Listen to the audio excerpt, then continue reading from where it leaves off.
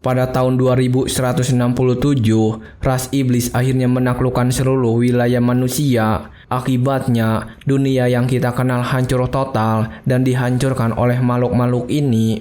Di tengah kekacauan, muncul Chen, pembunuh bayaran peringkat SS terakhir umat manusia. Meskipun hancur lebur, dia masih bertahan. Cerita ini membawa kita kembali 7 tahun ke belakang, saat beberapa raja iblis tiba-tiba muncul di bumi. Lenu, salah satu raja iblis tersebut, mengejek karakter utama kita, menyebutnya sebagai harapan besar umat manusia dan sampah yang menyedihkan. Dari sana dia bersiap menyerang, mengatakan bahwa tujuan pria itu sekarang hanyalah menjadi makanannya. Berikutnya, energi merah gelap mulai terbentuk di tangan makhluk itu. Dengan senyum jahat, Lenu berteriak bahwa Chen akan menjadi makanannya dan akibatnya menjadi kekuatannya. Dia melepaskan kekuatannya untuk mencoba menyerap dan memakan Chen sekali dan untuk selamanya. Dan begitu saja, energi jahat mulai mengonsumsi tubuh Chen, meninggalkan dia tanpa jalan keluar. Pada saat itu, Chen mengingat semua orang yang dia hilangkan, saudarinya, temannya, dan gurunya. Dia dipenuhi amarah karena semua orang yang dia sayangi dibunuh oleh monster-monster itu. Didorong oleh amarah, dia memutuskan untuk menggunakan sisa tenaga terakhirnya untuk menyeret Lenu ke dunia bawah bersamanya. Chen mengaktifkan keterampilan ultimate-nya yang disebut Terminus Arc, melepaskan cahaya yang sangat intens. Di hadapan ini, Raja Iblis menjadi lumpuh sepenuhnya, bertanya-tanya apa yang sedang terjadi. Dengan senyum di wajahnya, Chen menerima nasibnya saat cahaya sepenuhnya mengonsumsinya. Pada saat itu dia mengingat semua orang yang dia cintai, saudarinya, gurunya, dan orang tuanya. Chen menyesal karena tidak cukup kuat untuk melindungi mereka tepat waktu. Dia berpikir bahwa jika dia menemukan sarang iblis lebih awal, segalanya bisa berbeda. Jika dia melakukannya, mungkin dia bisa menghentikan Raja Iblis pertama dari menyebabkan begitu banyak kehancuran. Dengan begitu, dia tidak akan kehilangan segala sesuatu yang berarti baginya dengan cara yang tragis. Sejenak kemudian, segalanya menjadi gelap. Namun perlahan dia mulai terbangun,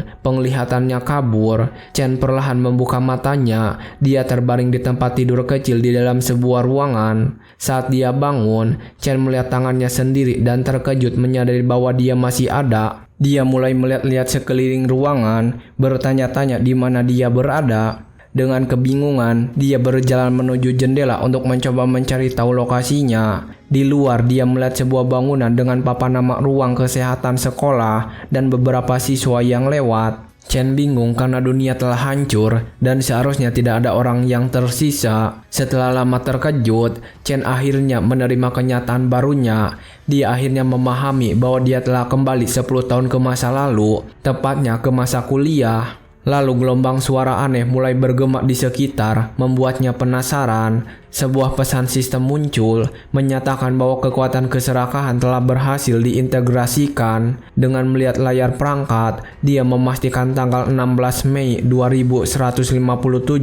Dengan itu, Chen yakin sepenuhnya bahwa dia telah kembali tepat 10 tahun ke masa lalu. Dia menyadari bahwa tanggal ini adalah 3 tahun sebelum kedatangan pertama Raja Iblis yang menakutkan. Dari sana, Chen ingat bahwa dalam 3 tahun, Raja Iblis pertama bernama Orat akan muncul. Makhluk mengerikan inilah yang membuka gerbang dunia bawah dan memicu mimpi buruk tersebut. Karena dia, semua iblis lain menyerbu dunia satu persatu, menyebabkan kehancuran total. Namun kini Chen dipenuhi tekad karena dia telah kembali. Dia yakin bahwa jika dia mengalahkan Raja Iblis pertama Orat, dia dapat mencegah gerbang dunia bawah terbuka dan mengubah segalanya. Pesan tentang kekuatan keserakahan muncul kembali dan dia bertanya-tanya apa fungsi antarmuka ini. Layar aneh telah mengembang di depannya sejak dia membuka mata. Saat menyentuh layar, dia melihat sejumlah data dan informasi yang tidak dia pahami. Jendela status menampilkan namanya dan atributnya, dan dia bertanya-tanya apakah ini data saat ini. Chen belum pernah melihat hal seperti ini karena di masa lalu, dia selalu bertarung menggunakan kekuatan awakennya. Di dunia ini, hanya satu dari setiap 10.000 orang yang bisa menjadi orang awaken dengan kemampuan. Universitasnya hanya merekrut calon awaken, tetapi di kehidupan sebelumnya, dia adalah seorang pecundang total. Dia bertanya-tanya apakah itulah sebabnya dia terbangun di ruang perawatan, karena dia selalu dihajar habis-habisan oleh semua orang. Tiba-tiba gambar aneh mulai berkedip di depannya, menarik perhatiannya. Layar menampilkan detail kelas pembunuh petir, kekuatan listrik super cepat. Chen langsung mengenali kelas itu. Ini adalah kelasnya dari kehidupan sebelumnya, dan dia bisa merasakan kekuatannya. Dia terkejut bertanya-tanya, apakah mungkin kali ini dia berhasil terbangun lebih awal. Dengan tekad, dia bersiap untuk menguji kekuatan baru ini dan mengganti kelas di menu mengambang. Dengan itu, kartu kekuatan itu melayang keluar dari tangannya dengan bunyi pop dan menuju pintu. Pada saat itu Malong, seorang pria berkacamata dan temannya muncul di depan pintu dengan wajah terkejut. Dia berlari memeluk Chen, bertanya apakah dia baik-baik saja setelah semua yang terjadi. Chen mengatakan dia baik-baik saja dan memastikan bahwa temannya tidak bisa melihat antar muka. Malong terkejut karena luka-lukanya hilang dan dia pulih lebih cepat daripada seorang yang awaken. Sementara teman sekamarnya di kampus berbicara dengan cepat. Chen hanya menatapnya dalam diam. Chen ingat bahwa Malong adalah seorang yang awaken lemah dan tewas pada hari ketiga invasi. Tapi sekarang temannya ada di depannya dan baru saat itu dia merasa benar-benar kembali. Tiba-tiba Malong ingat ujian besok dan menyeret Chen untuk bersiap-siap. Dia mengatakan bahwa meskipun pria itu bukan seorang yang awaken, ujian itu tetap krusial untuk lulus. Jadi keduanya meninggalkan ruang perawatan dan berjalan melintasi kampus universitas yang luas. Banyak orang di sekitar, beberapa melatih kekuatan mereka dan yang lain hanya bersantai. Tempat itu penuh dengan kehidupan, dengan mahasiswa di mana-mana menggunakan kemampuan mereka. Chen berkomentar bahwa sudah lama dia tidak melihat orang hidup, yang membuat Malong kaget. Karena itu temannya menjadi takut dengan hal-hal aneh yang dia katakan dan menyarankan mereka untuk berjalan-jalan. Saat berjalan, Chen memikirkan bagaimana dia sudah kehilangan segalanya sekali dan tidak akan membiarkannya terjadi lagi. Dia tahu bahwa jika dia tidak berbuat apa-apa, masa depan yang mengerikan dan putus asa itu akan terulang kembali. Karena itu, pria itu memutuskan dia harus bertindak segera dan meningkatkan levelnya secepat mungkin. Di era ini, satu-satunya cara bagi seorang yang awaken untuk menjadi lebih kuat adalah dengan membunuh monster di lapisan iblis. Masalahnya, hampir semua lapisan dikuasai oleh guild besar dan orang luar tidak bisa masuk.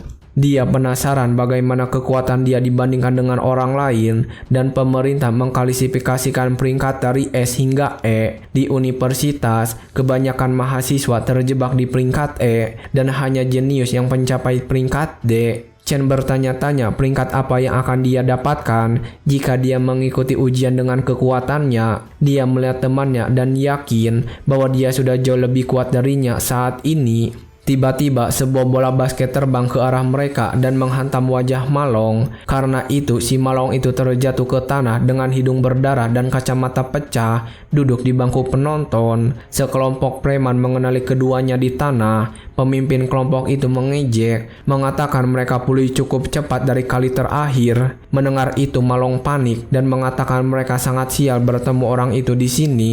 Chen menatap kelompok preman itu tanpa sedikit pun rasa takut di matanya. Preman itu tersenyum sinis pada temannya dan mengatakan dia sudah bilang kedua orang itu cukup tangguh. Lalu dia mengeluh bertanya mengapa mereka tidak membawa minuman padahal tahu dia ada di sana. Malong panik dan meminta maaf, mengatakan dia akan berlari membeli minuman untuk kelompok itu segera. Tapi Chen menghentikannya dan mengatakan mereka yang seharusnya meminta maaf bukan temannya. Saat itu Chen mengenali preman itu dan kenangan gelap dari masa lalu tiba-tiba membanjiri pikirannya. Kenangan mengerikan tentang dirinya yang hampir tenggelam oleh seseorang tiba-tiba muncul di benaknya. Dia ingat para pengganggu menahannya dengan kepalanya di dalam toilet di kamar mandi.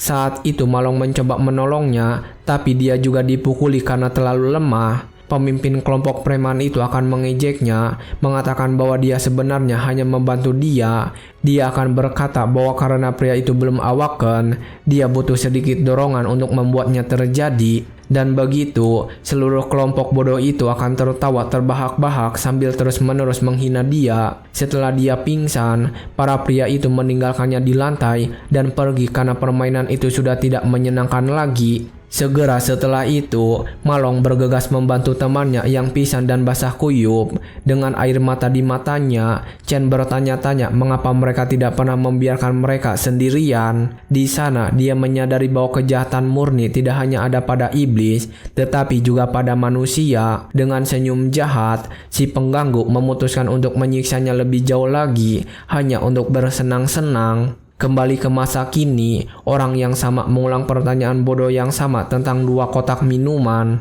Malong ketakutan dan berkata dia akan berlari dan membeli semua yang mereka minta segera. Tetapi Chen menghentikannya lagi, mengatakan bahwa merekalah yang salah di sini. Pemimpin pengganggu bingung dan tak bisa berkata-kata melihat sikap menantang Chen. Terkejut dan menangis, Malong bertanya apa yang dia lakukan dan mengapa dia mengatakan hal-hal itu. Nama si pengganggu adalah Gong Chang, seorang pejuang E-Rank, dan dia melompat ke depan dengan tinju yang menyala. Tapi Chen menatapnya balik, matanya merah berkilau tanpa rasa takut. Pria ini hanya berani mengintimidasi yang lemah karena saudaranya adalah ketua OSIS. Para siswa lain bergosip, mengatakan bahwa 2 orang paling lemah di sekolah akan dihajar lagi. Gong Chang mendekati Chen dengan aura kekuatan hijau mengelilingi tubuhnya. Dengan tatapan marah, dia mendekat dan bertanya apa yang baru saja dikatakan Chen. Tanpa terganggu, Chen hanya menjawab dengan dingin agar dia tidak mengganggu mereka lagi. Terganggu oleh keberadaannya, Gong Chang berteriak bahwa dia butuh pukulan lagi dan menyerang. Dengan mengejutkan semua orang, Chen memblokir pukulan itu dengan satu tangan. Dampak pukulan itu begitu kuat hingga Gong Chang terlempar ke belakang, kehilangan keseimbangan. Kerumunan terkejut, tidak mengerti apa yang baru saja terjadi di depan mata mereka. Semua orang bertanya-tanya bagaimana dia bisa memblokir pukulan itu jika dia belum membangkitkan kekuatannya. Merasa terhina, Gong Chang marah dan berteriak, bagaimana beraninya seorang lemah menantangnya seperti itu. Chen tersenyum dan mengatakan dia akan menggunakan preman itu untuk menguji keterampilan barunya. Dengan itu dia mengaktifkan kelas pembunuh listriknya dan petir melingkupi tubuhnya siap untuk bertarung. Mulut Malong ternganga dan dia tergagap, tidak percaya dengan apa yang dia lihat, bertanya kapan dia membangkitkan kekuatannya. Chen hanya menatapnya dengan senyum percaya diri. Dikelilingi petir kuning, Gong Chang tidak gentar dan mengaktifkan armor iblis yang tak terkalahkan untuk serangan. Dengan lengan yang terlihat seperti batu raksasa, dia melayangkan pukulan kuat ke arah pria itu. Namun Chen menghindar dengan kecepatan gila dan menyiapkan serangan balasan. Tinju listriknya mendarat tepat di wajah si pengganggu dengan kekuatan dan ketepatan yang luar biasa. Dampak pukulan itu begitu kuat hingga pejahat itu terlempar jauh dengan satu pukulan saja. Kerumunan dan Malong terkejut total, tidak percaya dengan apa yang baru saja mereka saksikan. Di lantai, Gong Chang mengutuk Chen dan menuduhnya melakukan pukulan curang. Lalu dia berteriak pada teman-temannya, bertanya apakah mereka hanya akan berdiri dan menonton. Namun salah satu temannya begitu ketakutan hingga tidak bisa bergerak. Lagi pula, aura Chen begitu menakutkan sehingga tidak ada yang berani mendekatinya. Meskipun begitu, Gong Chang bangkit dengan penuh kebencian dan menyerang, berteriak bahwa dia akan menghabisinya. Chen dengan mudah menangkap lengan Gong Chang. Dengan tangan yang diliputi petir, dia memeras dengan keras, menyebabkan rasa sakit yang luar biasa pada Gong Chang. Dengan tatapan superior, Chen mengatakan bahwa Gong Chang terlalu lemah untuknya. Kemudian Chen melayangkan tendangan listrik ke dagu Gong Chang dengan sekuat tenaga. Pukulan itu begitu brutal hingga melemparkan Gong Chang terbang dan membuatnya pingsan selamanya. Gong Chang jatuh ke tanah dengan keras, menciptakan lubang kecil dan menakuti kerumunan. Gong Chang terbaring di tanah babak belur dan tidak bisa bangun setelah dihajar habis-habisan. Semua orang di sekitarnya terdiam kaget oleh pemandangan itu, sementara Malong tetap berlutut dalam keadaan terkejut. Dia tidak bisa mempercayainya dan tergagap-gagap, bertanya-tanya kapan Chen menjadi begitu kuat. Chen hanya menatap tangannya sendiri, sementara temannya panik karena kekuatannya. Setelah menganalisis statistiknya, dia sampai pada beberapa kesimpulan tentang situasinya yang baru. Yang pertama adalah dia bisa mengaktifkan bentuk pembunuhan listriknya kapan saja dia mau. Kedua, bentuk dasarnya sudah cukup untuk mengalahkan kebangkitan level E. Meskipun memiliki semua kekuatan, Chen menyadari ada masalah lain. Dia mengalahkan Gong Chang, tetapi statistiknya di sistem tidak berubah sedikit pun. Dia lalu menciptakan pisau petir, bertanya-tanya apa yang harus dia lakukan untuk naik level. Melihat itu, kerumunan panik dan Malong berteriak, bertanya apa yang dia rencanakan sekarang. Dengan itu, Chen mengarahkan pisau petir ke leher Gong Chang menakutinya. Dia lalu bertanya-tanya apakah cara mendapatkan pengalaman masih sama seperti di masa lalu. Jadi pria itu bersiap untuk mengakhiri hidup Gong Chang di tempat tanpa belas kasihan. Tiba-tiba seorang wanita misterius muncul dan berkata bahwa ini adalah sekolah pada akhirnya. Dia adalah Ling Yu, wakil presiden Dewan Siswa, dan dia berkata hukuman sudah cukup. Dengan senyum dia meyakinkan Chen bahwa pria itu tidak akan berani menyentuhnya lagi. Di hadapan situasi itu, Chen menghilangkan pedang dan menatap preman di tanah yang sudah babak belur. Chen bertanya apakah Dewan begitu bersemangat melindungi pria seperti itu. Dia menjelaskan bahwa jika orang-orang seperti itu tidak sepenuhnya ditakuti, mereka tidak akan pernah berhenti menjadi masalah. Teman-teman Gong Chang menjadi ketakutan dan memutuskan tidak akan pernah mengganggu Chen lagi. Saat mereka mundur, siswa lain masih melihat mereka sebagai orang paling kalah di sekolah. Setelah menonton adegan itu sebentar, Ling Yu hanya membalikan badan dan memutuskan untuk pergi. Malam itu di asrama pria, kekacauan berlanjut dengan cara yang berbeda. Malong mencoba meyakinkan yang lain bahwa Chen telah terbangun sebagai pembunuh listrik yang sangat kuat. Dia berteriak bahwa temannya secara harfiah telah mempermalukan Gong Chang dan sekarang geng mereka ketakutan setengah mati padanya. Salah satu teman sekamar, Xiang Zhu, seorang penyihir inti peringkat E, meragukan semuanya dan bertanya di mana dia berada. Dia menepuk Malong dan berteriak bahwa jika orang itu begitu kuat, tidak masuk akal baginya untuk keluar berlari. Rekan sekamar lainnya, Qiang Su, seorang penyihir bunga, mengatakan Malong pasti telah menabrak kepalanya dengan keras. Dia lalu menjelaskan bahwa keempatnya berada di asrama yang sama karena mereka adalah siswa terburuk di seluruh angkatan. Karena itu, dia membanggakan diri sebagai yang terkuat di ruangan itu karena dia satu-satunya dari kelas pertempuran. Dia berteriak bahwa ini adalah fakta yang tidak bisa diubah dan dia adalah yang terbaik di sana. Pria itu memamerkan bahwa Chen terlalu lemah untuk menjadi pembunuh bayaran dan bahwa dialah yang semakin kuat. Namun teman sekamar lainnya mengatakan bahwa ujian besok akan menyelesaikan semuanya sekali dan untuk selamanya. Sementara itu di sarang iblis peringkat E, latihan berlangsung seperti biasa. Ada Gong Ting, ketua Dewan Siswa, dan kakak dari Gong Chang. Setelah latihan selesai, dia dan kelompoknya bersiap meninggalkan tempat gelap itu. Tapi sebelum pergi, dia melihat seseorang menunggu di pintu keluar sarang. Itu adalah adiknya Gong Chang yang seluruh tubuhnya terbungkus perban, dan Gong Ting bertanya mengapa dia masih di sana. Dengan penuh kebencian, Gong Chang menuntut agar saudaranya menangani hal ini karena Chen telah menghina dia di depan semua orang. Dengan tatapan dingin dan tanpa ragu, ketua Dewan Siswa hanya menjawab bahwa dia telah menerima pesannya. Dengan ekspresi serius, Gong Ting meyakinkan saudaranya bahwa dia akan menangani hal itu secara pribadi. Di tempat lain, seorang pemuda dan Ling Yu sedang makan malam di restoran mewah dan elegan. Dia bertanya bagaimana dia berencana menangani situasi ini karena saudaranya baru saja mendapatkan pukulan keras. Pemuda itu meragukan cerita tersebut dan bertanya apakah Chen benar-benar sekuat yang dikatakan anak itu. Ling Yu menjelaskan bahwa kurang dari 10 siswa di sekolah yang mencapai peringkat D dan dia telah merekrut semuanya. Selain itu, dia mengingatkan bahwa siswa lain tidak memiliki akses yang sama ke lapisan iblis. Karena itu, para awaken biasa tidak memiliki cara untuk naik level dan tidak ada yang bisa mengejarnya. Sementara itu, Chen berlari di bawah hujan dengan beban 100 kg selama 20 km. Latihan fisik dasar sangat penting karena batas kemampuan seorang awaken terkait erat dengan kekuatan mereka. Meskipun telah berusaha sekeras mungkin, dia tahu dia masih jauh lebih cukup untuk rencananya. Dia ingat bahwa pada tahun 2160, Raja Iblis Ruat meninggalkan sarangnya dan menyerang dunia. Pada hari yang mengerikan itu, satu-satu kerabatnya, saudarinya, tewas di tangan makhluk kejam itu. Iblis yang sama inilah yang membuka gerbang dunia bawah, memungkinkan raja-raja lain masuk.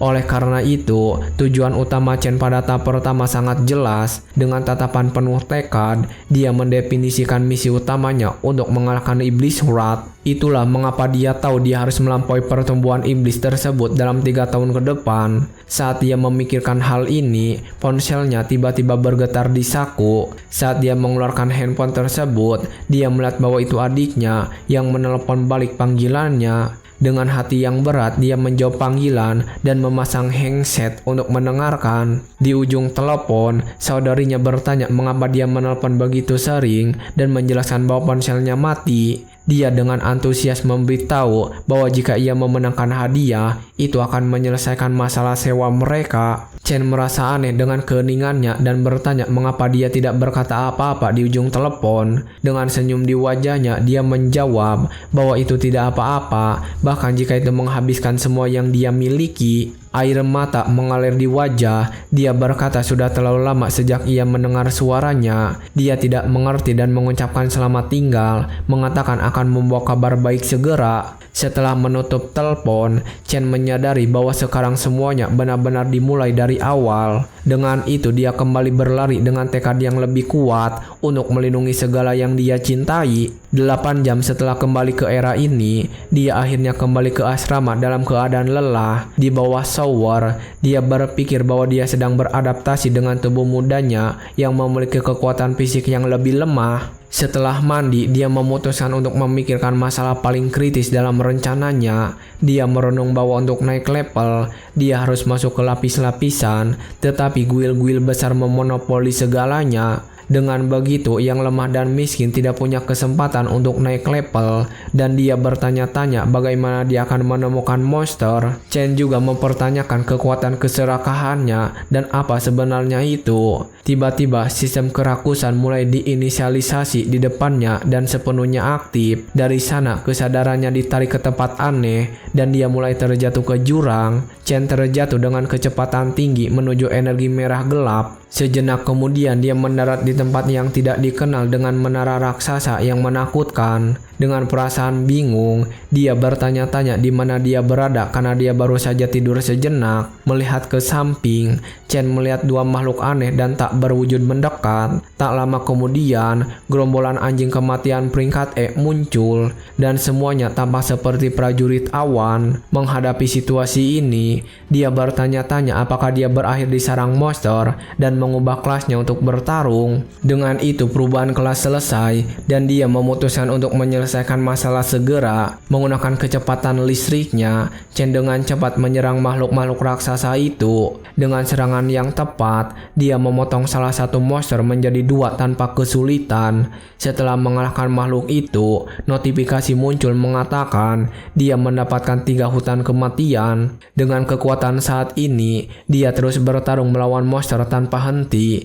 Dia menyadari bahwa menghadapi monster-monster peringkat E ini adalah hal yang mudah baginya. Melihat poin pengalaman, dia yakin ini bukan mimpi, dan yang terpenting, dia akhirnya bisa mendapatkan pengalaman dan naik level. Mulai saat itu, semua statistiknya meningkat 5 poin sekaligus. Dia bersemangat karena kini dia memiliki lapisan iblis sendiri untuk berlatih. Tiba-tiba, serigala raksasa bermata merah muncul di depannya seperti bos. Dengan ini, Chen memutuskan untuk menggunakan tempat ini untuk benar-benar menguji batasnya. Bos menyerang secara frontal, tetapi Chen menghindar dari serangan dengan petirnya. Setelah mengalahkan monster tersebut, dia naik level menjadi level 3 dan mendapatkan beberapa item. Dia terkejut karena telah naik level 2 kali dalam waktu singkat. Namun, saat dia melihat tubuh monster itu, pesan merah aneh muncul. Pesan tersebut mengatakan bahwa tubuh makhluk itu dapat dihancurkan dan dia merasa bingung.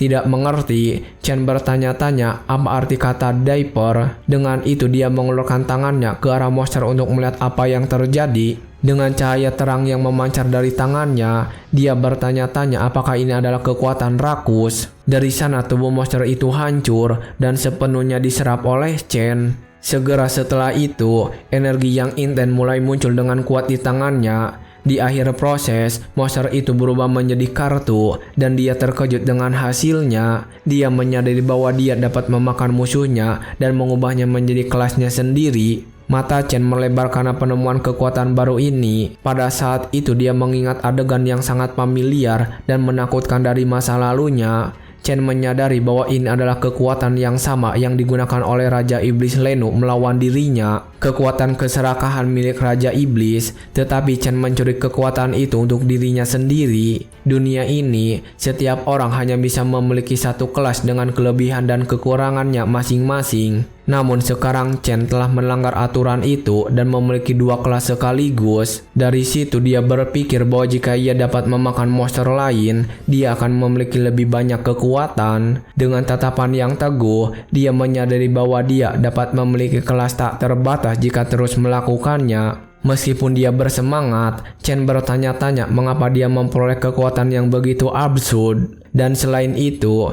dia mempertanyakan apa sebenarnya menara iblis di belakangnya. Tiba-tiba jumlah energi yang gila melemparkan Chen ke belakang tanpa peringatan. Dia merasakan tekanan yang intens dan bertanya-tanya apa yang sedang terjadi di tempat ini. Suara misterius mengatakan bahwa dia akhirnya tiba dan telah menunggunya selama ini. Makhluk jahat itu lalu memperlihatkan bentuknya dan memanggil Chen langsung dengan namanya. Perintah mengklasifikasikan kebangkitan dan monster berdasarkan kekuatan tempur dari E-rank hingga S-rank. Tanpa waktu untuk berpikir, makhluk itu menyerang dan Chen terlempar ke belakang lagi. Dia ingat bahwa di kehidupan sebelumnya, dia hampir mati untuk mencapai S-rank. Tetapi sekarang dia hanya D-rank. Namun monster di depannya adalah bos S-rank dan perbedaan kekuatannya sangat besar. Dia bertanya-tanya jenis serang apa ini. Dengan monster S-rank muncul tiba-tiba. Di atas itu, Chen terkejut karena makhluk itu tahu namanya dan dia tidak mengerti bagaimana. Selama pertarungan, mereka bertukar puluhan serangan, tetapi makhluk itu memiliki beberapa kesempatan untuk mengalahkannya. Meskipun begitu, makhluk itu menyerangnya lagi dengan kekuatan yang tidak masuk akal, menendangnya kembali. Namun semua serangan itu melewati titik vital, hanya menjatuhkannya berulang kali. Dengan tatapan superior, monster itu bertanya apakah Chen masih akan terus bertarung. Terbaring di tanah dengan tubuh penuh luka, Chen akhirnya menyadari bahwa monster itu ingin dia menyerah. Monster itu mengatakan dia sebaiknya mempertimbangkan ulang dan mengundangnya untuk menjaga menara sebagai kesempatan. Namun dengan tatapan penuh kebencian, Chen menjawab bahwa dia tidak akan pernah tinggal di tempat neraka ini. Menghadapi penolakannya, makhluk itu menyerangnya dengan pisau energinya, melukai bahunya dengan parah. Serangan itu brutal dan pria itu terkejut oleh rasa sakit dan darah yang mengalir deras. Makhluk itu bertanya apakah dia pikir makhluk itu tidak akan mengalahkannya dan mengatakan bahwa makhluk itu hanya bersabar karena dia adalah satu-satunya yang ada di sana. Dengan tatapan mengancam, makhluk itu mulai memancarkan energi ungunya ke tubuh-tubuh monster. Dengan kekuatannya yang meluap, makhluk itu bertanya sekali lagi sambil meningkatkan kekuatannya dan ketahanannya. Dari sana, monster itu memberikan ultimatum, baik pria itu tinggal dan patuh atau dia akan dihancurkan sepenuhnya. Bahkan dalam situasi terburuk, Chen tidak menyerah. Dengan petir mengelilinginya, dia mempersiapkan jawabannya dengan senyuman. Dia lalu berteriak sekuat tenaga bahwa dia memilih untuk bertarung dan menghancurkan makhluk itu di tempat itu juga. Makhluk bertudung itu hanya tertawa, menyebutnya konyol, dan bersiap untuk mengakhiri pertarungan sekali dan untuk selamanya. Chen tidak mundur dan menyerang ke depan, petirnya bertabrakan dengan energi ungu musuh. Secara mengejutkan, dia berhasil memblokir senjata kuat monster tersebut hanya dengan satu tangan. Dengan tatapan yang fokus, dia mengungkapkan bahwa dia berhasil mengidentifikasi pola serangan musuh selama pertarungan mereka. dia menyadari bahwa sebelum setiap serangan, makhluk tersebut memiliki celah kecil selama 0,4 detik. Dengan celah tersebut, dia dapat memprediksi jalur pisau dan menghindar dari serangan dengan presisi. Dan yang paling penting, setelah menyerang, makhluk tersebut memiliki jeda selama 0,2 detik. Oleh karena itu, Chen memutuskan untuk menargetkan celah ini saat monster tersebut tidak berdaya. Dengan pedang petir, dia melompat ke depan dan berhasil menusuk jantung makhluk tersebut dalam sekejap. Meskipun seorang D-Rank tidak dapat mengalahkan S-Rank, kelumpuhan akibat serangan tersebut akan menahannya selama beberapa detik. Tanpa membuang waktu, dia mengaktifkan kemampuan Dewa Petir dan meningkatkan kecepatannya hingga 10 kali lipat. Bagi Chen, beberapa detik kelumpuhan ini lebih dari cukup untuk melarikan diri. Selama pertarungan, dia mengamati area sekitar dan melihat bahwa satu-satunya sumber cahaya adalah kesempatan untuk keluar. Dengan itu, ia berlari menuju cahaya tersebut dan mengulurkan tangannya untuk mencoba melewatinya. Namun saat dia melewati cahaya itu, dia menyadari bahwa cahaya itu tiba-tiba menghilang di belakangnya. Monster itu mengungkapkan bahwa itu hanyalah ilusi dan tempat itu bukanlah sarang iblis. Meskipun begitu, makhluk itu memujinya karena berhasil menemukan kelemahan serangannya dengan cepat. Kemudian monster itu bertransformasi dan mengatakan bahwa pria itu adalah satu-satunya yang bisa membawa harapan. Chen terkejut karena dia pernah melihat penampilan itu sebelumnya pada Raja Iblis Lenu sendiri. Makhluk itu mengatakan bahwa bahkan dalam keputusasaan, dia menganalisis dan mempertaruhkan segalanya untuk secercah harapan. Makhluk itu mengungkapkan bahwa Lenu kuat karena dalam pertempuran akhir, dia menggunakan beberapa kelas yang berbeda. Dalam sekejap, Raja Iblis berubah menjadi makhluk es dengan kekuatan untuk membekukan segalanya. Segera setelah itu, dia mengambil bentuk naga es raksasa, mendominasi langit dengan kehadirannya. Kemudian dia berubah menjadi binatang api dengan kekuatan serangan yang menghancurkan. Dari sana dia berubah menjadi monster tumbuhan dengan tangkai beracun untuk menjebak musuhnya. Dan akhirnya dia menggunakan bentuk cahaya suci yang sama kuatnya dengan yang lain. Chen mengingat dengan jelas semua bentuk yang digunakan iblis dalam pertarungan. Dan salah satu penampilannya persis sama dengan makhluk yang berdiri di depannya. Kini makhluk itu mengonfirmasi bahwa inilah penampilannya saat ia dikalahkan dan disegel di sini.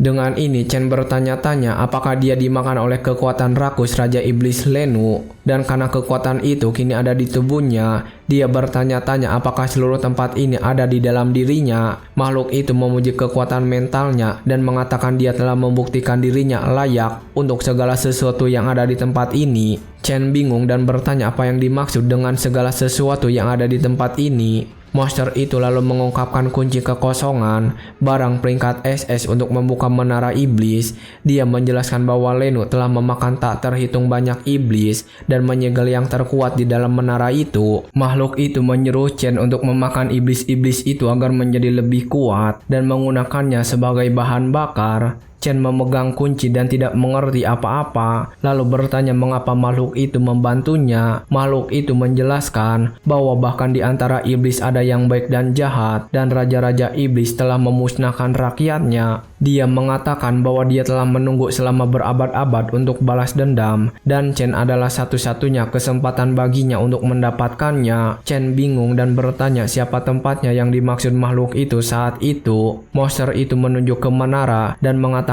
bahwa semua jawaban tersembunyi di dalamnya untuk ditemukan. Dari sana, makhluk itu mulai menghilang dan menyuruh pria itu mengambil kekuatannya dan membuat mereka membayar mahal. Chen terkejut dan bertanya-tanya apakah dia benar-benar harus mengambil kekuatan monster itu. Makhluk itu berteriak bahwa mulai saat itu, Chen harus menjadi tak terhentikan dan menelan segala sesuatu di menara. Dia memperingatkan bahwa iblis-iblis di dalam menara tidak akan memudahkan hal itu, karena mereka adalah makhluk paling kejam yang pernah ada. Karena itu, Chen harus menahan segala penderitaan dan menaklukkan mereka semua untuk mencapai puncak dunia. Dia harus terus bertarung hingga akhirnya berhasil menaklukkan semua raja iblis satu persatu. Saat makhluk itu menghilang sepenuhnya, dia berkata bahwa hanya pria dengan tujuan semacam itu dan dengan tekad yang tak tergoyahkan untuk mencapai apa yang paling dia inginkan pada akhirnya layak menerima seluruh kekuatannya. Dengan itu, makhluk itu menghilang, meninggalkan Chen sendirian. Dengan itu energi ungu masuk ke tangan Chen dan sebuah bar pemuatan muncul di depannya. Dengan cara ini, dia langsung melompat ke level 10 dan mendapatkan 2 pedang iblis sebagai hadiah. Dengan tatapan yang teguh, Chen menerima misinya dan bersumpah untuk melanjutkan kehendak monster tersebut. Segera sistem mengonfirmasi bahwa dia telah menelan makhluk itu dan memperoleh kelas pejuang bintang dengan keterampilan baru. Sinar matahari pagi mulai menerobos jendela kamar, menandakan hari baru bagi semua orang. Tiba-tiba suara berteriak agar semua orang bangun karena sudah waktunya bangun dan bersiap-siap. Chen terbangun dengan sedikit terkejut dan duduk di tempat tidur, belum sepenuhnya memahami apa yang terjadi. Teman sekamarnya berteriak agar ia bergegas dan Chen akhirnya menyadari bahwa ia kembali ke asrama. Dia melihat tubuhnya sendiri dan melihat luka-lukanya telah hilang. Bertanya-tanya apakah semua itu hanyalah mimpi, tapi sistem muncul seketika membuktikan bahwa semua itu nyata dan jarahan dari mimpi itu ikut bersamanya. Dia terkejut karena dia naik level 10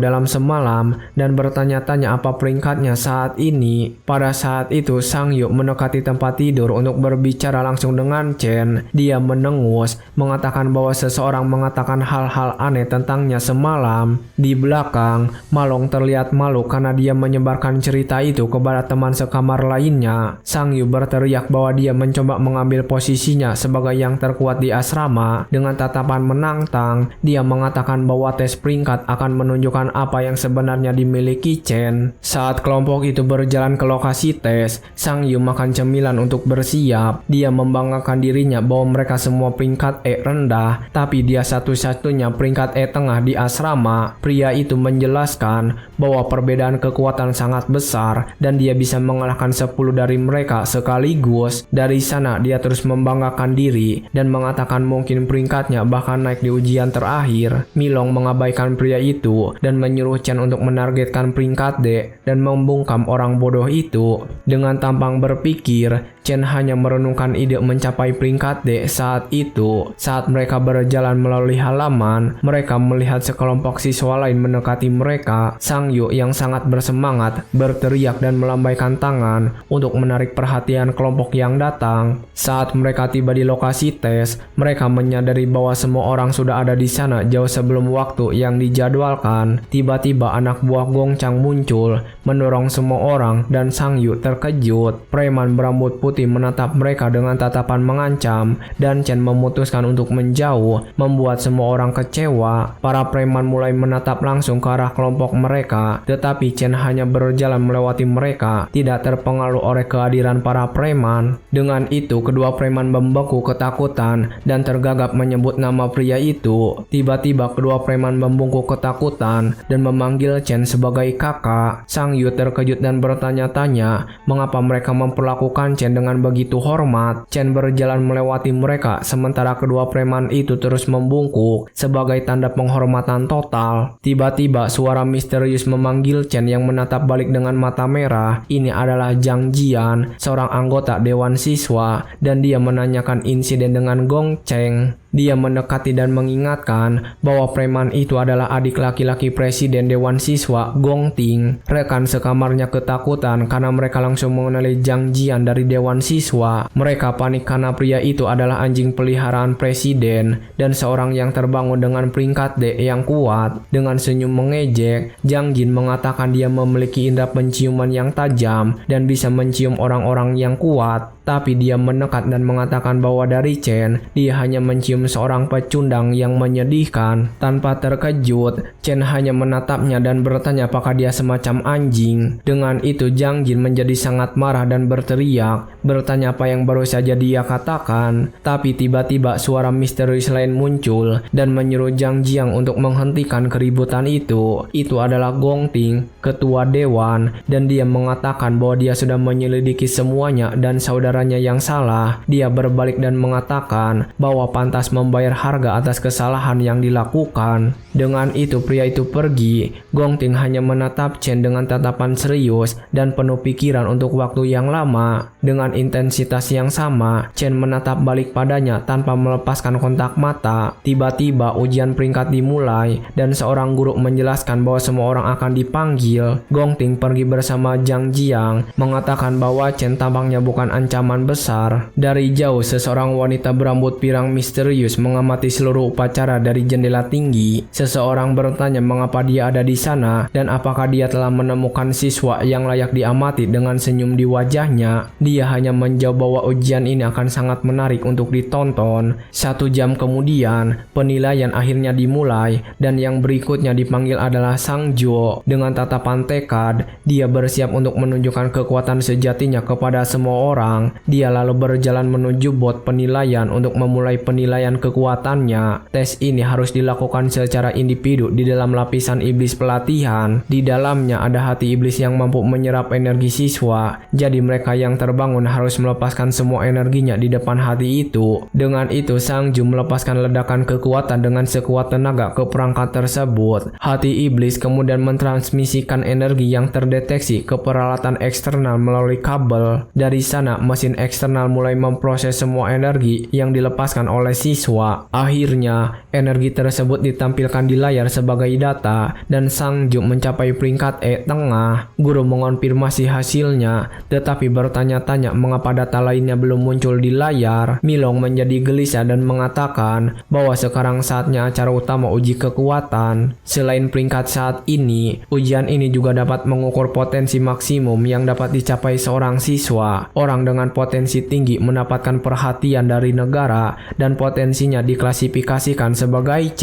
Dengan kekecewaan, Sang Jo meninggalkan ujian karena dalam 2 tahun dia tidak berkembang sama sekali dan ingin mencapai peringkat D. Saat siswa berikutnya dipanggil, teman-temannya menghiburnya dengan mengatakan bahwa mereka bahkan lebih lemah dan memang hasil mereka lebih buruk. Dengan Sang Jo dan Malong mendapatkan peringkat E rendah, tiba-tiba hasil baru muncul dan trio itu terkejut melihatnya. Dengan mengejutkan semua orang, peringkat D pertama tahun ini muncul dan kerumunan menjadi gempar. Beberapa waktu kemudian, siswa lain mencapai peringkat D tetapi dengan potensi A yang lebih tinggi. Melihat ini, ketiga teman tersebut benar-benar hancur karena ini sudah peringkat D ke-8 hari itu. Para guru terkesan karena biasanya hanya 2 atau 3 siswa yang mencapai level ini. Dengan ujian hampir selesai, guru bersiap memanggil siswa berikutnya dan terakhir. Dan yang terakhir dipanggil tak lain adalah Gong Ting, ketua dewan siswa. Dengan itu, kerumunan menjadi heboh karena akhirnya giliran Tuan Muda Guild Kekaisaran. Semua orang menyebutnya sebagai yang terpilih dengan berbagai gelar, sementara Chen hanya menonton dari kejauhan.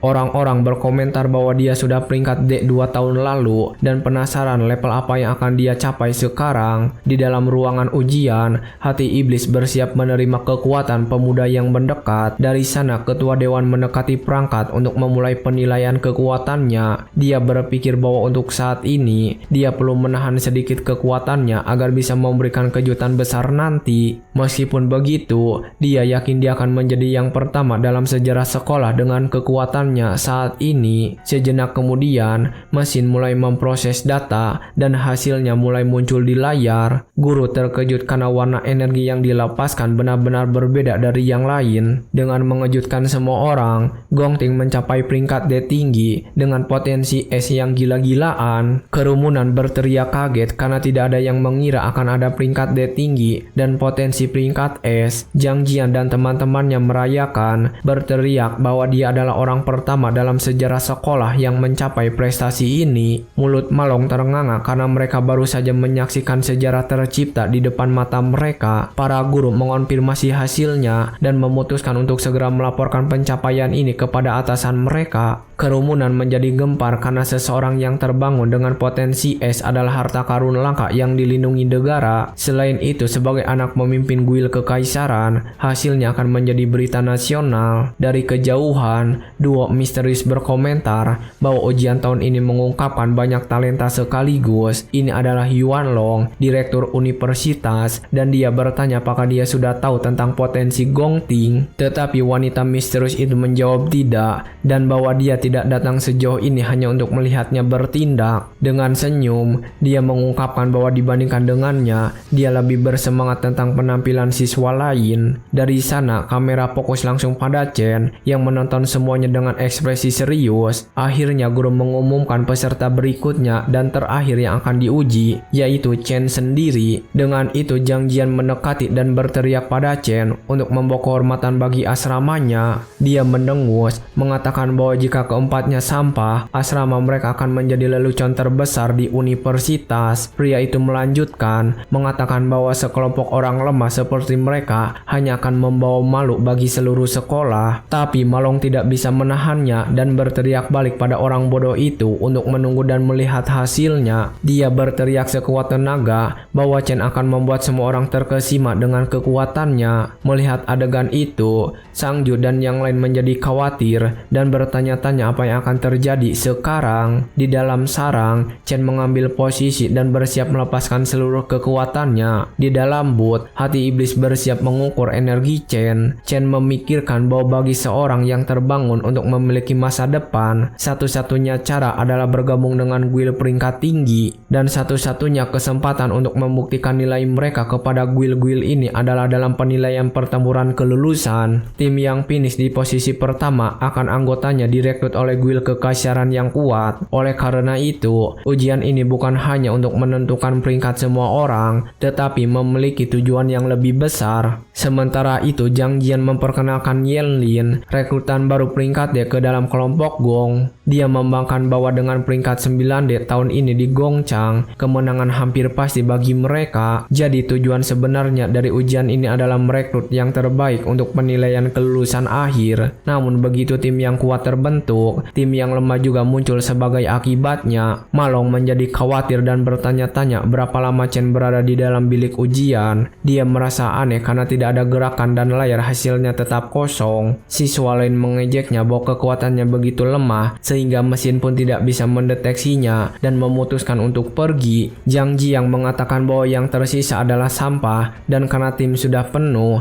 mereka bisa pergi sekarang. Dengan itu Gongting setuju dan menyuruhnya memanggil sisa tim agar mereka bisa keluar dari sana. Tapi tiba-tiba layar menyala dan hasilnya mengejutkan semua orang karena Chen adalah peringkat D tingkat tinggi. Teman sekamarnya dan siswa lain terdiam tak percaya dengan hasilnya. Dengan itu Malong merayakan dengan berteriak bahwa dia telah memberitahu semua orang bahwa temannya kuat dan dia benar. Di sisi lain, Gongting dan Zhang Jiang terkejut karena mereka tidak mengharapkan peringkat D tingkat tinggi. Namun tiba-tiba sistem mendeteksi ketidakstabilan dan meminta kandidat untuk mengulang tes. Chen memahami bahwa statistik dasarnya di level 10 setara dengan peringkat D tingkat tinggi. Dari sana dia memutuskan untuk menguji kekuatan lain dan memulai proses perubahan kelas di tempat itu. Setelah perubahan selesai, dia mengaktifkan Infernal Death King, kelas iblis terlemahnya. Tiba-tiba layar mulai berkedip dan peringkatnya berubah dari D menjadi C tingkat menengah di tempat itu. Teman-temannya kembali terkejut dan bertanya-tanya apa yang terjadi karena peringkatnya melonjak lagi. Zhang Jiang berteriak bahwa ini tidak mungkin dan mesin pengujian pasti rusak. Para guru panik karena mereka belum pernah melihat perubahan peringkat dan mengira sistem telah gagal. Sistem mendeteksi ketidakstabilan lagi dan hati iblis mulai berkeringat karena terlalu banyak kekuatan. Jadi Chen memutuskan untuk menggunakan kelas lainnya untuk melihat hasil akhirnya. Dia lalu mengaktifkan purgatori raksasa untuk akhir melepaskan sejauh mana kekuatannya. Dengan itu, hati iblis menjadi ketakutan dan tampak seperti akan meledak karena terlalu banyak energi. Tiba-tiba, energi ungu gelap menutupi langit seluruhnya, menakuti semua orang. Gongting dan yang lain menatap ke atas dan bertanya-tanya apa yang sedang terjadi. Teman-temannya mengatakan bahwa ini adalah pertanda dan bahwa sejarah sedang ditulis ulang hari ini. Mereka menyadari bahwa asrama mereka telah melahirkan monster level dewa. Pada saat itu,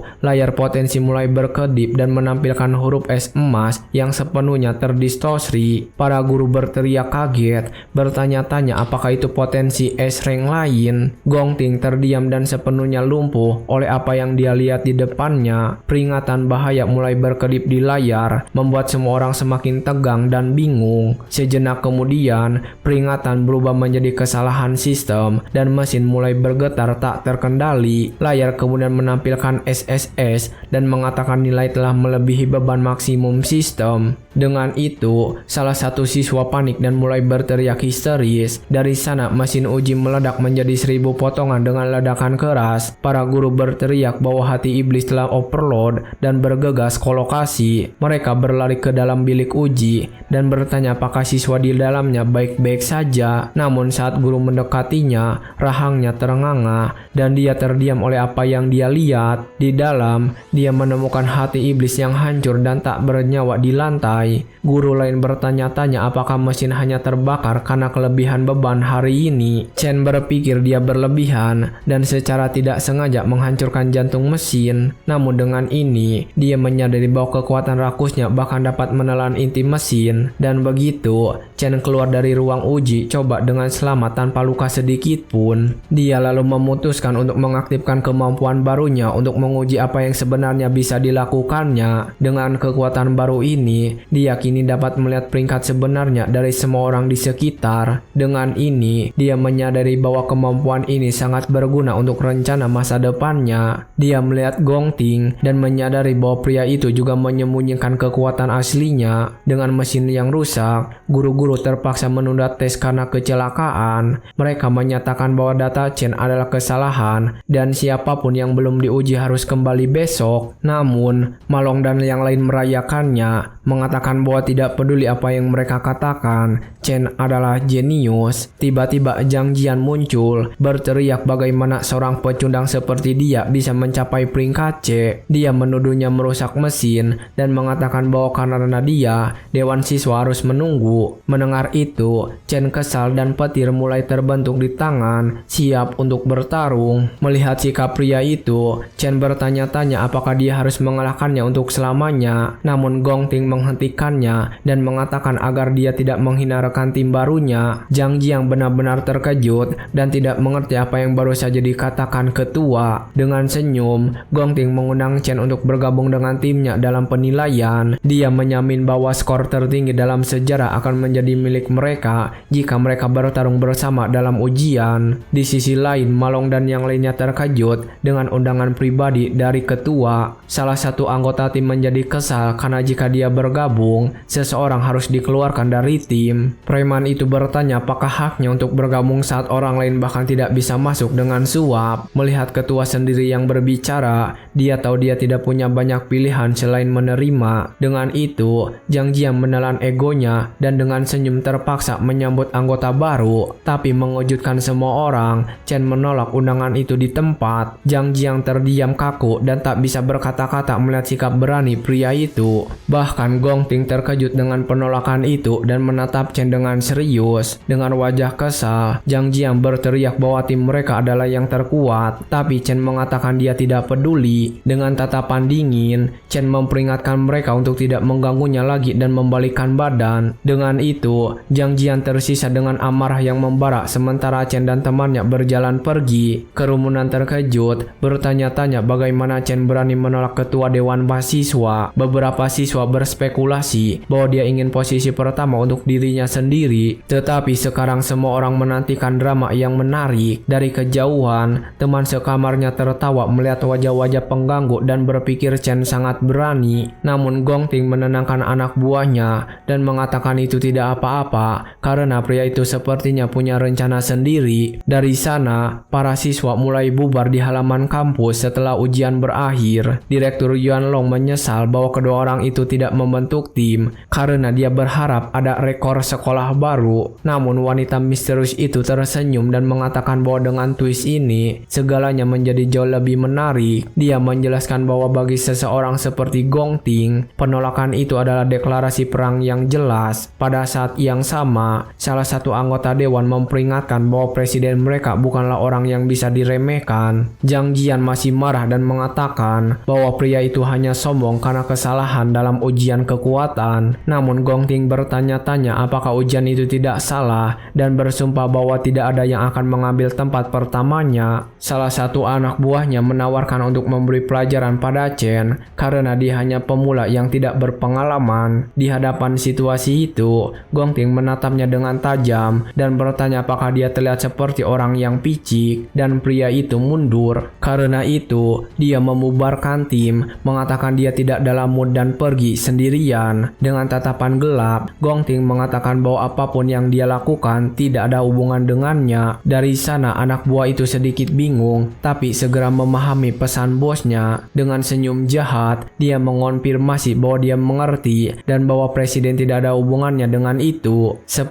menit kemudian, seorang pria memberitahu Zhang Jian bahwa Chen tidak lagi di sekolah. Pria itu menjelaskan bahwa dia mendengar Chen mengatakan dia pulang dan meninggalkan kampus tanpa makan. Dan begitu Zhang Jian menghancurkan kaleng soda, dia berpikir bahwa nasib ada di pihaknya. Dengan senyum jahat, dia menyadari bahwa di luar sekolah, dia bisa menangani pria itu tanpa masalah. Sementara Chen berjalan dengan tenang, tidak menyadari rencana preman untuk menangkapnya. Dia terus berjalan di jalan dekat universitas sambil memikirkan rencananya sendiri. Dia ingat bahwa di masa lalu, sebuah guild elit menemukan iblis kuat di sarang. Makhluk itu disebut Wrath, dan dengan serangan tunggal, dia menghancurkan seluruh tim sekaligus. Sejak hari itu, monster itu meninggalkan sarangnya dan mulai menghancurkan dunia manusia. Untuk menemukan sarang makhluk itu, Chen akhirnya merancang rencana yang tak tertembus. Namun untuk melaksanakan rencananya, dia membutuhkan sejumlah besar uang terlebih dahulu. Jadi dia pergi ke Mithril Monster Exchange, pusat bahan terbesar di masa depan. Dia tahu bahwa senjata dan peralatan sangat penting bagi seorang yang terbangun, dan tempat itu adalah peluang terbaiknya. Dari sana Chen menumpahkan sekeranjang taring monster di atas meja untuk dijual. Penilai di tempat itu terkejut dan bertanya bagaimana seorang siswa biasa bisa mendapatkan barang seperti itu. Chen menjawab dengan tenang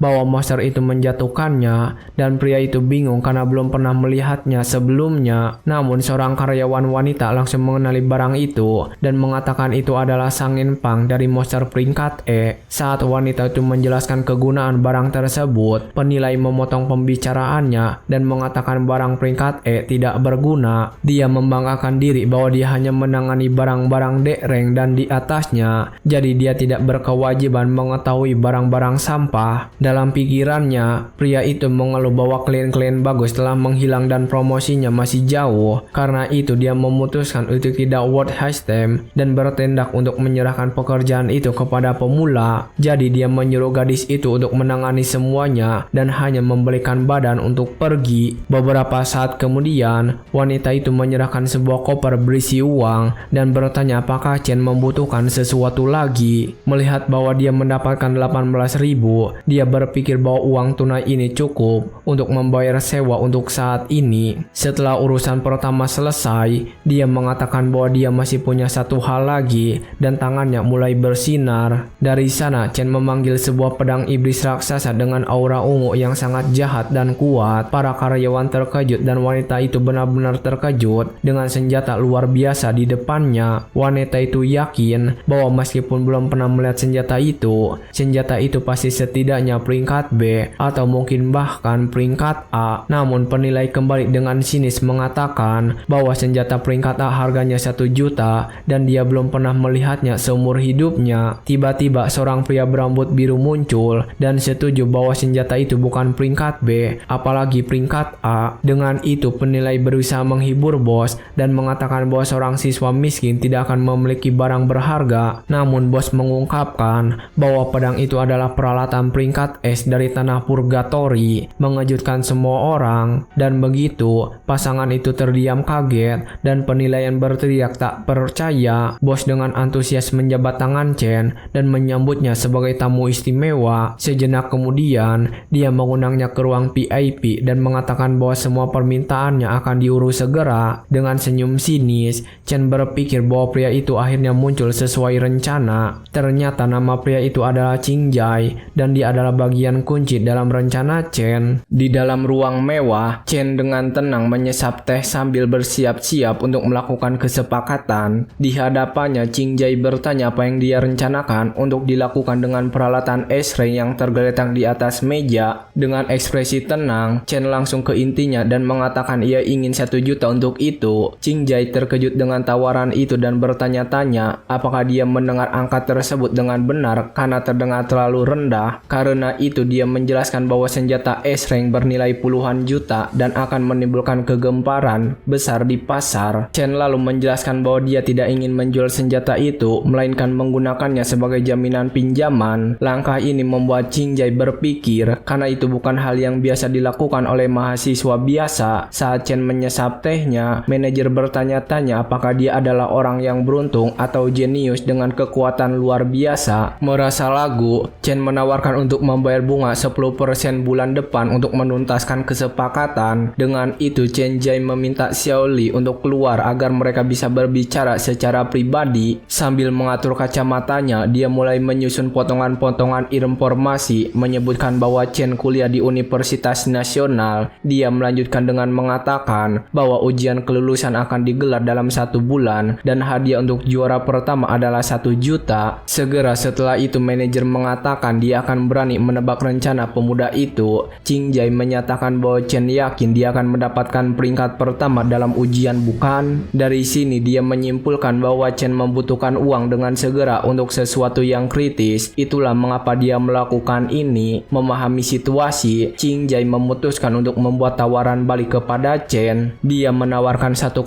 juta tunai di tempat dan bebas bunga selama 1 bulan. Dengan senyum licik dia mengulurkan tangannya dan mengatakan itu hanya gestur persahabatan di antara mereka. Chen diam sejenak menganalisis kebaikan hati manajer yang tiba-tiba. Melihat hal itu, Qing Jai meyakinkannya bahwa dia akan menjaga kerahasiaan dan hanya meminta prioritas dalam transaksi bisnis di masa depan. Chen terkesan dengan kecerdasan pria itu dan menyadari mengapa dia ditakdirkan menjadi nomor 1 di masa depan. Untuk menghancurkan Wrath, Chen tahu dia tidak bisa melakukannya sendirian. Itulah mengapa dia membutuhkan sekutu yang dapat diandalkan. Dan begitu saja, keduanya mendatangani kesepakatan dengan jabat tangan, menandai awal kemitraan baru. Segera setelah itu, mereka menggunakan kontrak mana untuk secara resmi mengesahkan negosiasi yang baru saja mereka buat. Dengan kontrak yang telah ditandatangani, uang masuk ke rekening Chen dan Qing Jai tersenyum puas dengan hasilnya. Pada saat itu, Qing Jai penasaran dan bertanya senjata apa yang akan digunakan pemuda itu dalam ujian kelulusan. Dia menyebutkan bahwa dia tidak memiliki barang peringkat S di stok, tetapi bisa meminjamkan beberapa senjata peringkat A atau B jika dia membutuhkannya. Chen Conley menolak dan dengan gerakan sederhana mulai memanggil sesuatu. Dengan mengejutkan semua orang, dia memperlihatkan pedang lain yang identik dengan yang dia gunakan sebagai jaminan. Pengungkapan ini membuat Qing Jai dan gadis berambut pink terdiam kagum, tidak mengerti bagaimana hal itu mungkin terjadi. Setelah semuanya terselesaikan, Qing Jai berpamitan kepada Chen, menyebutnya sebagai pahlawan sejati. Dari sana dia mengucapkan selamat kepada Xiao Li atas promosinya karena dia membantu mempertahankan klien penting tersebut. Saat sudah dalam perjalanan keluar, Chen berhenti sejenak dan berbalik untuk mengatakan satu hal lagi. Dengan wajah serius, dia mengatakan ingin membeli suatu barang sebelum pergi. Tak lama kemudian, Shen naik taksi dan menuju tujuan berikutnya. Dengan uang tunai di tangan, dia tiba di terminal bus jarak jauh dan berdiri di depan gedung. Pada saat itu, pemuda itu mulai mengingat kehidupan masa lalunya, di mana uang selalu menjadi masalah terbesar mereka. Tanpa adanya kesadaran, dia harus bekerja paruh waktu di beberapa tempat hanya untuk membayar sewa. Uang begitu ketat sehingga dia dan saudarinya hidup sehemat mungkin hanya untuk bertahan hidup. Meskipun menghadapi kesulitan, saudarinya berhasil mendapatkan surat penerimaan dari Akademi Seni. Chen ingat melihatnya dengan surat yang kusut dan menyadari bahwa dia telah diterima. Namun karena takut menjadi beban bagi keluarga, dia mengorbankan mimpinya untuk tetap berada di sampingnya. Kembali ke masa kini, Chen melihat ponselnya dan berpikir bahwa saudarinya Xiao Yan seharusnya sudah tiba. Tiba-tiba suara yang familiar memanggilnya membuatnya berbalik dengan cepat. Itu adalah saudarinya yang menegurnya karena menunggu di pintu masuk instead of pintu keluar. Seperti yang yang selalu dia katakan padanya itu adalah saudarinya Xiao yang muncul menggoda dia karena tersesat lagi. Chen membengkak di tempat. Sudah 7 tahun sejak dia terakhir kali melihatnya. Gadis itu lalu meminta bantuan untuk kopernya karena dia hanya berdiri di sana tanpa berbuat apa-apa. Tidak mengerti reaksinya, dia mengibaskan tangan di depan wajahnya dan bertanya mengapa dia hanya menatap. Di hadapan situasi itu, Chen tidak berkata apa-apa dan hanya menariknya ke dalam pelukan erat. Xiao terkejut dengan tindakan kakaknya dan tidak mengerti apa yang terjadi. Dengan senyum lega, Chen berpikir dalam hati bahwa dia akhirnya menemukannya lagi. Pelukan itu berlanjut sebentar dan gadis itu mulai merasa sedikit malu dengan perlihatkan kasih sayang itu. Sejenak kemudian dia mulai mendorongnya menjauh, berteriak bahwa dia membuatnya sesak napas. Dia mengeluh bahwa dia bertingkah aneh dan bertanya apakah ada gadis yang meninggalkannya. Setelah itu keduanya pulang bergandengan tangan sambil dia menceritakan perjalanannya. Melihat senyum adiknya, Chen merasa gelombang tekad untuk hidup baru ini. Dengan tatapan penuh kasih, dia berjanji pada dirinya sendiri bahwa dia tidak akan pernah membiarkannya menderita lagi. Berpindah adegan, kita melihat sekelompok pria menunggu di gang gelap. Pemimpin mereka memerintahkan semua orang untuk bersiap menyerang Chen begitu dia muncul. Dengan senyum jahat, Chiang Dai bersumpah akan membuat Chen mengerti apa yang terjadi pada orang yang mengganggunya. Salah satu anak buahnya terlihat cemas dan bertanya apakah membawa begitu banyak orang dari Dewan Siswa tidak terlalu beresiko. Pemimpin itu menjawab bahwa sikap Chen benar-benar membuatnya marah dan seorang rank kotor tidak berhak berbicara padanya seperti itu. Dia mengingat kata-kata pria itu yang menyuruhnya diam dan tidak mengganggunya lagi, yang membuatnya marah. Karena itu dia memerintahkan anak buahnya untuk menghancurkannya hingga dia tidak bisa mengikuti ujian kelulusan. Dia membanggakan dirinya sebagai salah satu pembunuh bayaran teratas di sekolah dan memperlihatkan pisau lipatnya yang berkilau siap bertindak. Sementara itu,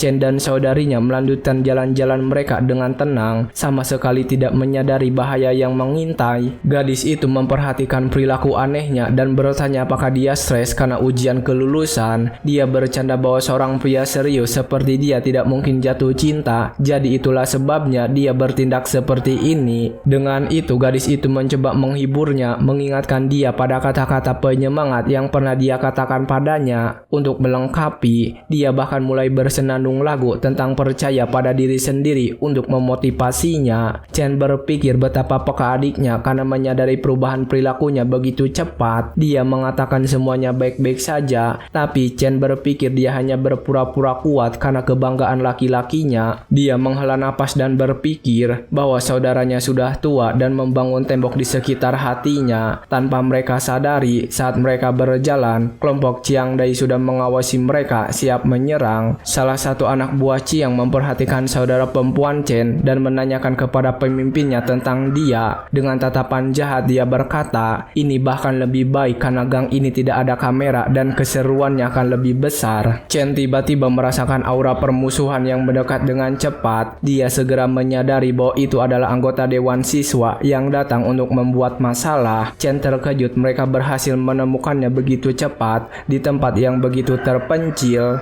Untuk mencegah adiknya terlibat dalam keributan, dia segera mengambil airbudnya. Dengan gerakan cepat, dia memasukkan airbudnya ke telinga adiknya agar dia tidak mendengar pertarungan yang akan terjadi. Dia mengatakan ingin berbagi lagu yang sering dia dengar. Perempuan itu bingung dengan tindakannya. Saat mendengarkan musik, dia berkomentar bahwa lagu mencerminkan keadaan pikiran seseorang. Xiao tersenyum dan berpikir mungkin dengan cara ini dia bisa lebih memahami apa yang terjadi di pikiran kakaknya. Dengan adiknya teralihkan, Chen berbalik menghadap gerombolan itu dengan wajah serius, matanya berkilau. Geng penjahat mendekati dengan Chiang Dai di depan. Seorang dek rank dikelilingi oleh beberapa rank, sepenuhnya tidak menyadari bahaya. Gadis itu terus mendengarkan musik dengan ekspresi tenang. Di hadapan situasi itu, para penjahat menyerang secara bersamaan ke arah Chen yang menunggu mereka. Pada saat itu dia ingat bahwa dia kehilangan keluarganya pada tahun 2060 dan hanya menemukan saudarinya lagi setelah terlahir kembali. Dengan mata berkilat amarah, Chen berpikir bahwa ini adalah pertama kalinya dia melihat keluarganya dalam 7 tahun. Karena itu, dia marah bahwa mereka berani merusak momen ini dan melompat ke arah geng. Tanpa ragu, Chen melayangkan pukulan kuat ke wajah preman pertama yang mendekat. Dampak pukulan itu begitu kuat hingga pria itu terlempar, membuat yang lain terkejut melihatnya. Sementara itu, Xiao terus mendengarkan musik dengan mata tertutup, sama sekali tidak menyadari pertarungan. Chen bersiap menyerang lagi, tinjunya berkilau seiring melodi terus bermain. Salah satu penyerang bahkan tidak punya waktu untuk bereaksi sebelum dipukul tepat di wajahnya oleh pemuda itu. Dengan kelincahan yang mengesankan, Chen menghadapi beberapa musuh sekaligus tanpa kesulitan. Dia melepaskan tendangan kuat yang membuat preman lain terlempar ke udara, membersihkan jalan. Seorang pria mencoba serangan kejutan, pukulan besar mendarat tepat di wajahnya, namun Chen menghentikannya dengan satu tangan, menunjukkan kekuatan superiornya. Dengan gerakan cepat dan presisi, dia memutar lengan penyerang yang mulai panik. Pria itu berteriak kesakitan saat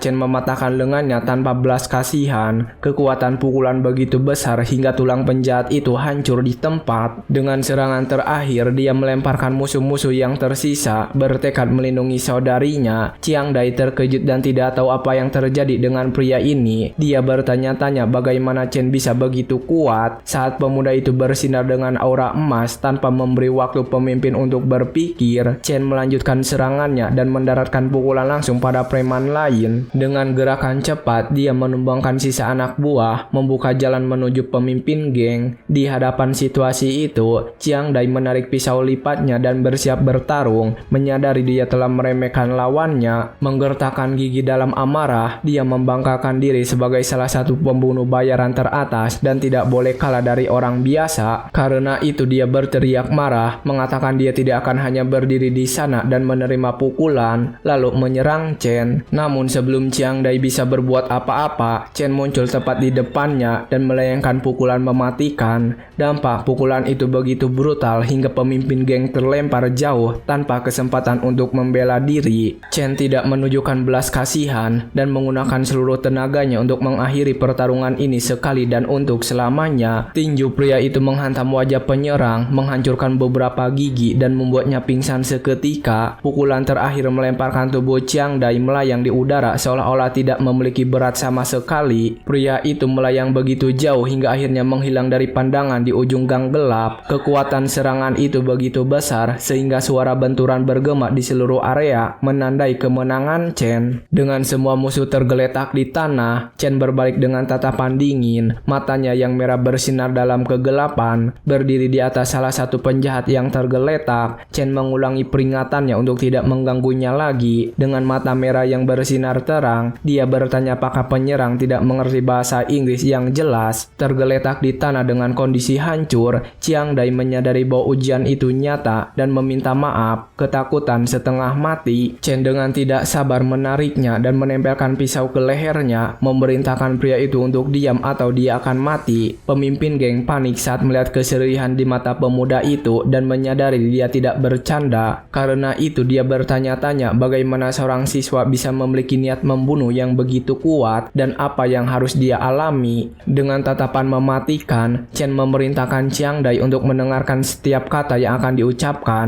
Dia menegaskan bahwa dia tidak peduli apa yang mereka lakukan, namun jika mereka berani mengancam keselamatan saudarinya. Chen mendekatkan pisau belati dan melanjutkan ancamannya, mengatakan bahwa jika mereka berani menampakkan diri di hadapannya dengan wajah marah, dia bersumpah tidak akan ragu untuk membuat mereka semua menghilang selamanya. Sang penyerang yang ketakutan dan menangis hanya mengangguk, tidak mampu berkata-kata. Setelah menyampaikan pesannya, Chen berjalan pergi, meninggalkan si pengganggu di belakang dan meletakkan pisau di tanah. Sementara itu, saudarinya masih mendengarkan musik dan air mata mengalir di wajahnya karena lirik lagu tersebut. Dia bertanya-tanya mengapa lagu itu membuatnya ingin menangis begitu banyak tanpa memahami alasan sebenarnya. Gadis itu berpikir bahwa mereka hanya terpisah beberapa hari, tapi dia bertindak seolah-olah telah menderita banyak dan meyakinkan dirinya bahwa dia selalu ada di sana. Melepas airbud, dia memanggil saudaranya dan mengeluh bahwa dia sangat mengganggu dengan lagu ini. Dengan senyum lembut, Chen lalu mengejutkan saudarinya dengan kotak hadiah kecil. Dia membuka kotak anak itu untuknya dan memperlihatkan pena emas yang indah, mengatakan itu adalah hadiah. Xiao terkejut saat mengenali itu sebagai pena gambar holografik, model terbaru di pasaran. Gadis itu bertanya dari mana dia mendapatkan uangnya, karena pulpen itu harganya lebih dari 10.000. Dia berpikir untuk mengembalikannya karena harganya terlalu mahal, dan Chen mengingat bagaimana dia tidak bisa melindungi mimpinya di masa lalu. Dengan tangannya masih berlumuran darah dari pertarungan, dia memutuskan tentang hidup barunya. Karena itu dia berjanji bahwa kali ini dia akan melindungi segala sesuatu yang milikinya. Saat penyerang berteriak minta tolong di latar belakang, di rumah, gadis itu mencoba hadiahnya dan mulai menggambar bentuk pink di udara. Dia terkejut saat menciptakan ikan hologram dan mengatakan bahwa luar biasa dia bisa menggambar di udara. Sementara itu, Chen makan dengan senang dan mengatakan dia senang dia menyukainya, memuji mie-nya. Namun, Xiao masih khawatir dan mengingatkan dia bahwa mereka harus membayar sewa dan dia tidak boleh menghabiskan uang seperti ini. Chen mengejutkannya lagi dengan mengatakan bahwa dia sudah membayar sewa untuk setahun penuh. Dengan canggung dia membuat alasan, mengatakan bahwa dia bermitra dengan seorang teman dalam sebuah kesepakatan bisnis dan mendapatkan uang. Gadis itu menyilangkan tangannya dengan curiga, berpikir bahwa kakaknya adalah pembohong yang buruk dan menyembunyikan sesuatu darinya. Meskipun curiga, gadis itu menyadari ada yang berbeda di mata kakaknya. Dia tampak lebih hidup. Dia berpikir sudah lama dia tidak melihat senyum bahagia dan tulus di wajahnya. Karena itu, Xiao menunjukkan kasih sayang dan kepeduliannya dengan gestur sederhana. Dia bertanya padanya bahwa apapun yang terjadi, dia tidak boleh memaksakan diri terlalu keras. Chen hanya menatapnya dan mengangguk setuju dengan senyuman sederhana untuk menenangkannya. Di tempat lain, terungkap bahwa Chiang Dai memiliki lebih 60% tulangnya patah. Seorang pria mengamati akuarium dan berkata bahwa bahkan penyembuh terbaik pun tidak bisa menyembuhkannya dalam sebulan. Dia tidak menyangka anak itu akan mengejar Chen dan berakhir dalam keadaan yang begitu mengenaskan. Seorang wanita yang duduk di dekatnya berkomentar bahwa dengan ini dia harus absen dari ujian kelulusan. Namun pemuda berambut licin itu tidak peduli dan berkata timnya hanya kehilangan beban mati. Sejenak kemudian, dia berbalik dan berhadapan dengan seorang pria tua berkacamata dan berkumis. Ini adalah Gong Sichuan, direktur universitas, yang kembali menyebut nama Chen. Direktur mengatakan dia telah memeriksa ulang hasil internal evaluasi peringkat terakhir untuk memastikan. Gong Sichuan mengonfirmasi bahwa Chen memang peringkat C,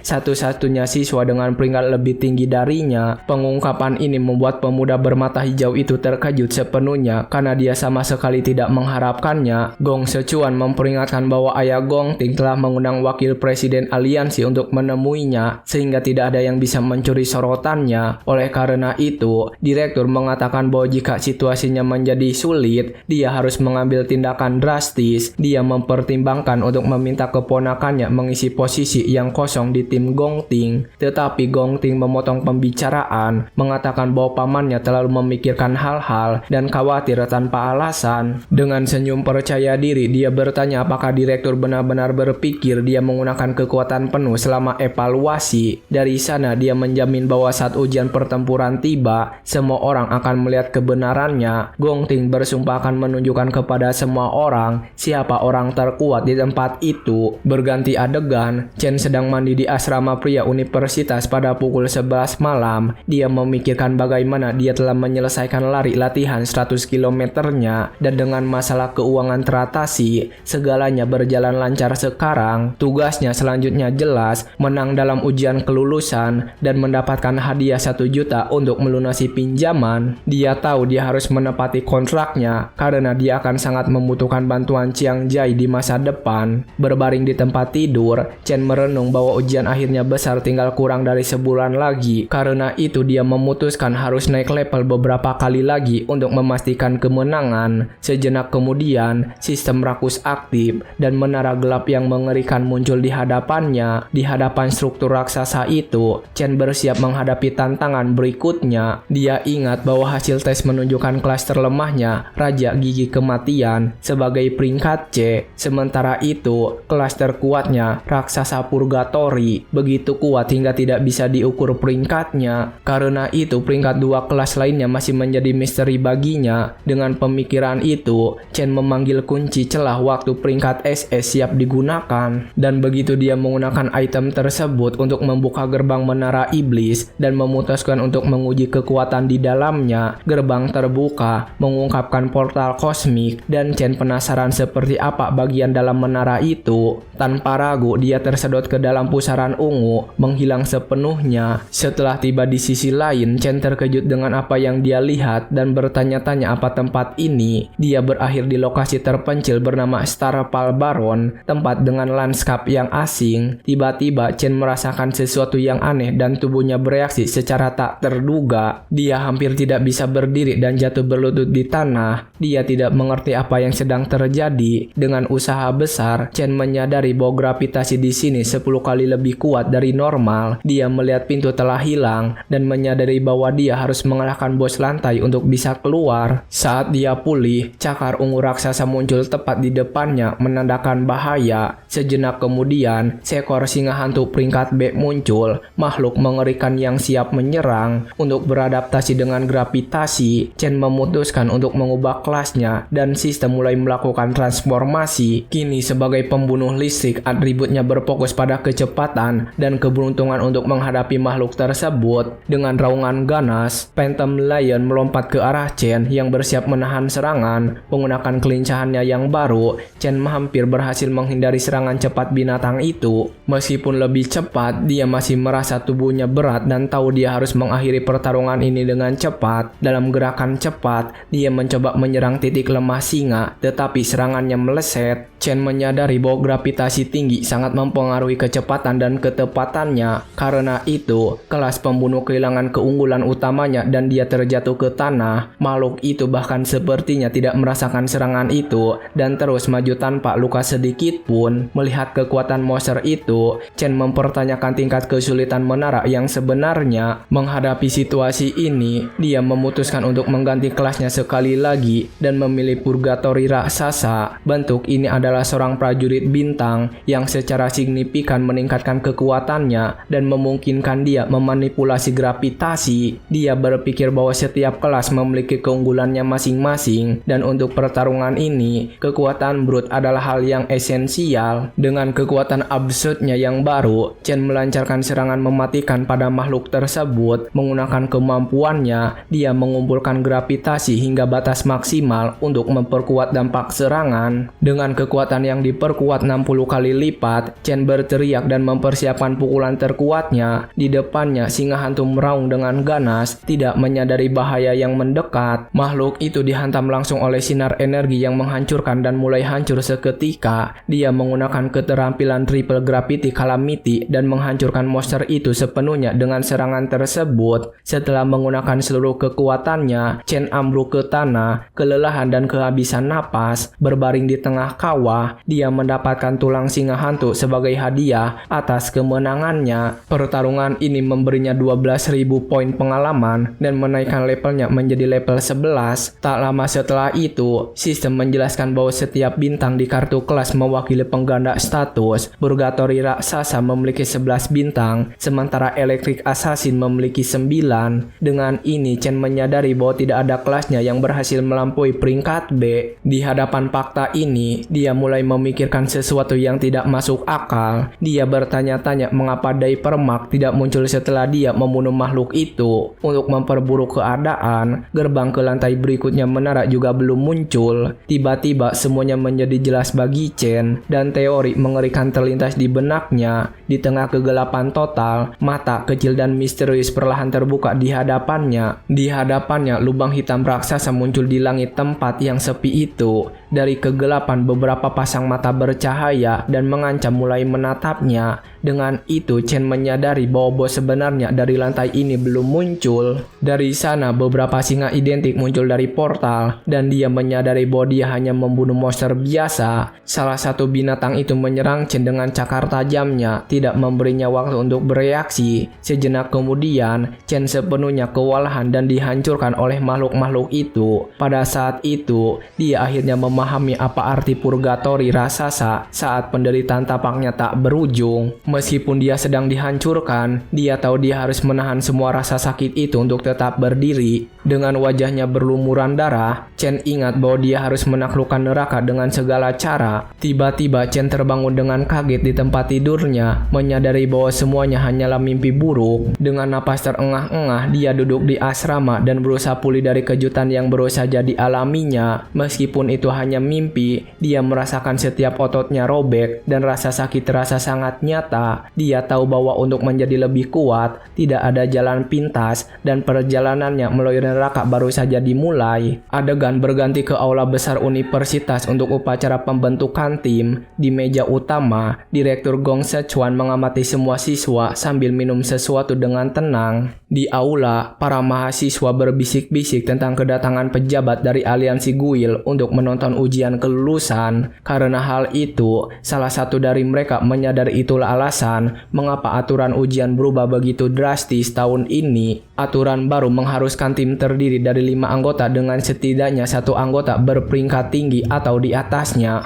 Saat mereka berspekulasi apakah perubahan ini untuk membuat hal-hal lebih menarik, Direktur Gong Xuan bersiap untuk berbicara dan mengumumkan bahwa informasi peringkat semua orang telah dikirim ke gelang pergelangan tangan mereka. Segera setelah itu, semua mahasiswa mulai memeriksa daftar yang muncul di perangkat mereka. Daftar tersebut menampilkan nama dan peringkat setiap siswa dengan Gong Ting di posisi teratas sebagai peringkat D tinggi. Tiba-tiba salah satu siswa berkacamata menunjuk layar dengan terkejut melihat sesuatu yang tidak masuk akal. Di bagian bawah daftar, Chen terdaftar sebagai peringkat E rendah. Menghadapi hal ini, pemuda itu tidak percaya dan bertanya-tanya bagaimana Chen bisa hanya peringkat E. Seorang gadis juga ingat bahwa ujiannya kembali dengan peringkat C dan tidak mengerti penurunan mendadak ini. Dua orang itu menyimpulkan bahwa inti iblisnya pasti telah hancur. Seorang siswa lain mengeluh karena dia ingin berpasangan dengannya. Tapi sekarang dengan peringkat itu, tidak ada yang mau dia di tim mereka. Salah satu dari mereka berkomentar bahwa Chen pasti menyesal menolak undangan Gong Ting. Selama itu Gong Ting hanya menonton seluruh situasi dengan ekspresi serius dan percaya diri, tanpa berkata apa-apa. Dari atas, Direktur Gong Xuan mengamati reaksi para siswa dengan tatapan dingin dan perhitungan. Dia memikirkan betapa tidak berguna keponakannya dan bertanya-tanya kapan dia akan belajar menggunakan kekuatannya dengan sungguh-sungguh. Karena itu dia memutuskan untuk memberi pelajaran padanya dan memastikan lawannya bahkan tidak memenuhi syarat untuk berkompetisi.